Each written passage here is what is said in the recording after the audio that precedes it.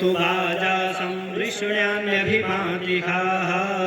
ग्रावणो आकारिकं जिष्णोरसस्य वाजिनः सुरभिनो मुखाकरप्रण आयुमुखितारिखत्त श्रीमते नारायणाय नूतने स्नानं समर्पयामि तेजः पशूनामविरिन्द्रियावत् परिस्कृता पयसा साधकं मधु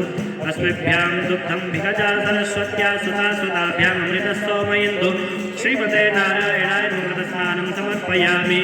ॐ मधुस्नानं मधुपातारितायते मधुक्षरन्ति सिन्धवः माध्वीर्णः सन्तो कविमधुरक्तमुदु अशो मधुमतात्तिपकुङ्गजः मधुद्यौरस्वनानम्